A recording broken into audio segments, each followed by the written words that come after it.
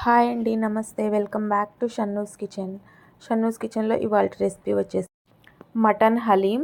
నేనిక్కడ half KG మటన్‌తో ఈ mutton haleem అయితే ప్రిపేర్ చేశాను. చాలా సింపుల్‌గా ప్రిపేర్ చేసుకోవచ్చు. ఫస్ట్ ఒక బౌల్ తీసుకోండి. అందులో ఒక 50 గ్రామ్స్ వరకు గోధుమ రవ్వ వేసుకోండి. 2 టేబుల్ స్పూన్ల బాస్మతి రైస్ వేసుకోండి. 1 టేబుల్ స్పూన్ మినపప్పు వేసుకోండి. 1 టేబుల్ స్పూన్ శనగపప్పు వేసుకోండి. 2 టేబుల్ స్పూన్లు కందిపప్పు వేసుకోండి. ఒక 12-13 వరకు బాదం వేసుకోండి. ఇవన్నీ ఒకసారి బాగా కలుపుకొని ఒక 2 సార్లు శుభ్రంగా వాటర్తో కడుక్కొని ఒక 2 గంటల పాటు నానబెట్టుకోండి. ఈ క్వాంటిటీ మొత్తం హాఫ్ కేజీ మటన్కి తీసుకున్నాను. మీరు కేజీ తీసుకోవాలంటే ఈ క్వాంటిటీ మొత్తం డబల్ చేసుకోండి. ఇక్కడ నేను బార్లీ వేయడం మర్చిపోయాను. బార్లీ వేస్తున్నాను. 3 టేబుల్ స్పూన్ వరకు బార్లీ అయితే వేసుకోండి. వీటన్నిటిని సోక్ చేసుకొని పెట్టుకోండి. ఇప్పుడు ఇక్కడ నేను హాఫ్ కేజీ మటన్ తీసుకుని శుభ్రంగా కడిగి వాటర్ ఏమీ లేకుండా స్ట్రెయిన్ చేసేసి పెట్టుకున్నాను. ఇందులో 4 టేబుల్ స్పూన్ల వరకు అల్లం వెల్లుల్లి పేస్ట్, ఒక 100 గ్రాముల వరకు పెరుగు వేసుకున్నాను. ఒక హాఫ్ టీ స్పూన్ పసుపు వేసుకున్నాను. 2 టేబుల్ స్పూన్ల వరకు కారం వేసుకున్నాను. గరం మసాలా 1 టీ స్పూన్ వేసుకున్నాను. 1 టేబుల్ స్పూన్ పెప్పర్ పౌడర్ వేసుకున్నాను. 2 టీ స్పూన్ల వరకు ఉప్పు వేసుకున్నాను. ఉప్పు తర్వాతైనా చూసి అడ్జస్ట్ చేసుకోవచ్చు. హాఫ్ లెమన్ పిండుకున్నాను. ఈ మొత్తాన్ని ఇప్పుడు బాగా మిక్స్ చేసుకొని ఒక 1 అవర్ పాటు మ్యారినేట్ చేసి పెట్టుకోండి. మీకు టైం ఉంటే ఇంకా ఎక్కువైనా మ్యారినేట్ చేసుకోవచ్చు. టైం లేదు అంటే మినిమం 1 అవర్ అయినా మ్యారినేట్ చేసుకొని పెట్టుకోవాలి. ఇప్పుడు నెక్స్ట్ ప్రాసెస్ వచ్చేసి ఒక 2 అవర్స్ పాటు పప్పులు నానబెట్టుకున్న తర్వాత ఒక కుక్కర్ తీసుకుని ఆ పప్పులన్నీ కుక్కర్లో వేసేసుకోండి. నార్మల్గా ఒక పెద్ద బౌల్ తీసుకొని ఆ బౌల్లో ఈ పప్పులన్నీ వేసుకొని కూడా మనం ఉడికించుకోవచ్చు. కుక్కర్లో అయితే కొంచెం తొందరగా అయిపోతుంది. కుక్కర్లో కొంచెం వాటర్ అనేది ఎక్కువగా వేసుకోండి, లేకపోతే తొందరగా అడుగంటిపోతుంది. ఈ పప్పులు వేసిన కుక్కర్ని హై ఫ్లేమ్ మీద ఒక విజిల్ వచ్చేసిన తర్వాత ఫ్లేమ్ లోలో పెట్టేసి ఒక 10 నిమిషాల పాటు ఉడికించుకుంటే సరిపోతుంది. పప్పులన్నీ బాగా ఉడికిపోతాయి. ఇప్పుడు వేరొక కుక్కర్ తీసుకొని అందులో ఒక హాఫ్ కప్ వరకు ఆయిల్ వేసుకోండి. ఒక పావు కప్పు వరకు నెయ్యి వేసుకోండి. ఈ హలీంలో నెయ్యి అనేది కంపల్సరీ. ఈ 2 వేసుకున్న తర్వాత కొంచెం వేడైన తర్వాత ఇందులో 2 దాల్చిన చెక్క ముక్కలు, 3 లవంగాలు, 3 యాలకులు వేసుకోండి.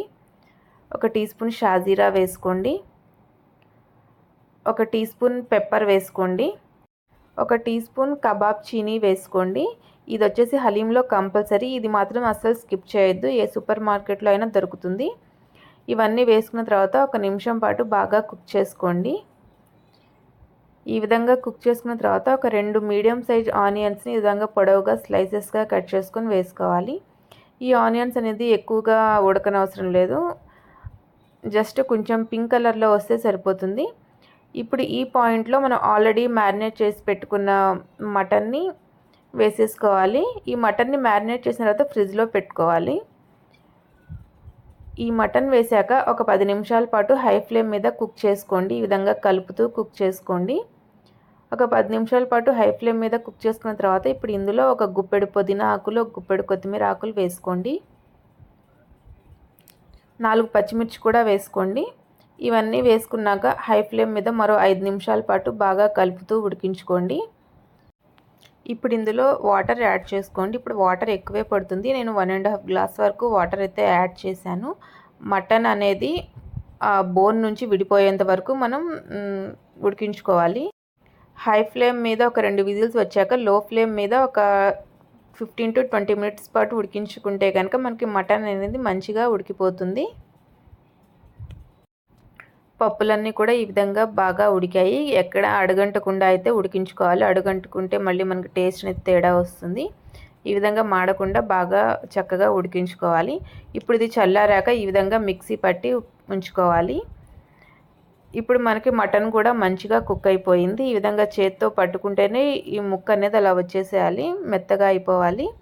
ఇప్పుడు ఈ మొత్తాన్ని స్ట్రెయిన్ చేసేస్తున్నాను. మనకి ముక్కల్లో ఉన్న ఈ బోన్ పార్ట్లన్నీ తీసేసుకోవాలి. ఎందుకంటే మటన్ తినేటప్పుడు మరీ ఎక్కువగా బోన్ పార్ట్స్ వచ్చినా కానీ బాగోదు. కాబట్టి మనకి బోన్స్ ఎక్కడెక్కడ ఉన్నాయో ఆ మొత్తాన్ని ఈ విధంగా వెతికి తీసేసుకోవాలి. దాల్చిన చెక్క ముక్కలు, ఇలాచీ ముక్కలు అవి కూడా తీసేసుకోవచ్చు.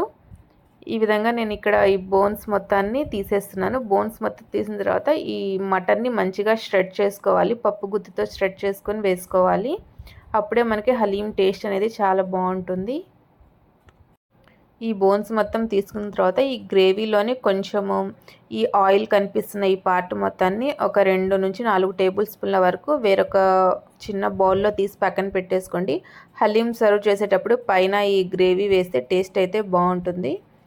సో కొంచెం వచ్చేసి ఈ విధంగా బౌల్లో వేసుకొని పెట్టుకోండి. బోన్స్ అన్ని తీసేసి షెడ్ చేసుకున్న మటన్ని ఈ విధంగా నేను మళ్ళీ కుక్కర్లోనే వేసుకుంటున్నాను. ఈ హలీం కూడా నేను కుక్కర్లోనే ప్రిపేర్ చేస్తున్నాను. ఇంకా వేరొక బౌల్ అయితే పెట్టట్లేదు. కుక్కర్లో అయితేనే మనము పప్పు గుత్తి తీసుకొని బాగా మెదిపేటప్పుడు హ్యాండిల్ పట్టుకొని ఈజీగా చేసుకోవచ్చు. ఇప్పుడు ఇందులో గ్రేవీ వాటర్ కూడా వేసేసుకుంటున్నాను. ఇప్పుడు ఇందులో మనం ఆల్రెడీ రుబ్బి పెట్టుకున్న పప్పుల పేస్ట్ ఉంది కదా, ఆ పేస్ట్ మొత్తాన్ని వేసేసుకోవాలి. ఇప్పుడు ఇందులో ఒక గుప్పెడు పుదీనా ఆకులు వేసుకోవాలి. ఒక గుప్పెడు కొత్తిమీర కూడా వేసుకోవాలి. ఇప్పుడు ఇందులో గరం మసాలా 1 టీ స్పూన్ వేసుకోవాలి. పెప్పర్ పౌడర్ వేసుకోవాలి. 2 టీ స్పూన్ల వరకు వేసుకోండి. ఇప్పుడు పప్పు గుత్తితో ఈ విధంగా స్మాష్ చేసుకుంటూ కలుపుతూ ఉడికించుకోవాలి. ఈ పాయింట్లో స్టవ్ ఆన్ చేసుకొని లో ఫ్లేమ్లో పెట్టుకొని ఈ విధంగా పప్పు గుత్తితో స్మాష్ చేసుకుంటూ ఉడికించుకోవాలి. మినిమం ఒక 20 మినిట్స్ పాటు ఈ విధంగా కలుపుతూ ఉడికించుకుంటే మనకి హలీం అయితే రెడీ అయిపోతుంది. ఇప్పుడు ఇందులో కొన్ని ఫ్రైడ్ ఆనియన్స్ వేసుకోండి. ఒక గుప్పెడు వరకు ఫ్రైడ్ ఆనియన్స్ వేసుకోండి. ఈ ఫ్రైడ్ ఆనియన్స్ అనేది హలీంకి టేస్ట్ అయితే బాగుంటుంది. అదేవిధంగా ఒక పావు కప్పు వరకు నెయ్యి వేసుకోండి. ఈ ఫ్రైడ్ ఆనియన్స్ నెయ్యి వేసుకున్న తర్వాత కూడా మరొక 10 మినిట్స్ పాటు ఈ విధంగా కలుపుతూ ఉడికించుకోండి. హలీం అనేది కన్సిస్టెన్సీ వచ్చేంత వరకు మనం ఈ విధంగా కలుపుతూ ఉడికించుకోవాలి. ఇప్పుడు ఫైనల్గా కొంచెం మంచి ఫ్లేవర్ కోసం రోజ్ పెటల్స్ వేసుకోండి. డ్రైడ్ అయినా వేసుకోవచ్చు, ఫ్రెష్ రోజ్ పెటల్స్ అయినా వేసుకోవచ్చు. నా దగ్గర డ్రైడ్ రోజ్ పెటల్స్ అవైలబుల్గా ఉంటే అవైతే వేసుకున్నాను. ఇవన్నీ వేసుకున్నాక ఒకసారి టేస్ట్ చూసుకొని కన్సిస్టెన్సీ చూసుకొని స్టవ్ ఆఫ్ చేసేసుకోవడమే. అంతేనండి, టేస్టీ హైదరాబాదీ మటన్ హలీం అయితే రెడీ. మనం ఇంట్లోనే ఈజీగా ప్రిపేర్ చేసుకోవచ్చు. ఈ హలీం కన్సిస్టెన్సీ అనేది మరీ గట్టిగా ఉండకూడదు, అలానే మరీ లూజ్గా కూడా ఉండకూడదు. మీడియం కన్సిస్టెన్సీలో ఉండాలి. అప్పటి వరకు మనం ఈ విధంగా పప్పు గుత్తితో మెదుపుతూ ఉడికించుకుంటూ ఉండాలి. ఇక్కడ వీడియోలో చూపిస్తున్నట్టు ఈ కన్సిస్టెన్సీ వస్తే కనుక మనకి హలీం అయితే రెడీ అయినట్టే. ఇంకా వేడివేడిగా సర్వ్ చేసుకొని తినేసేయచ్చు. ఈ హైదరాబాదీ మటన్ హలీం రెసిపీ కనుక మీకు నచ్చినట్టయితే షన్నూస్ కిచెన్ని లైక్ చేయండి, షేర్ చేయండి అండ్ సబ్స్క్రైబ్ చేయండి. పక్కనే ఉన్న బెల్ ఐకాన్ని క్లిక్ చేయండి. నేను పెట్టే ప్రతి నోటిఫికేషన్ మీ దాకా వస్తుంది. Thank you for watching.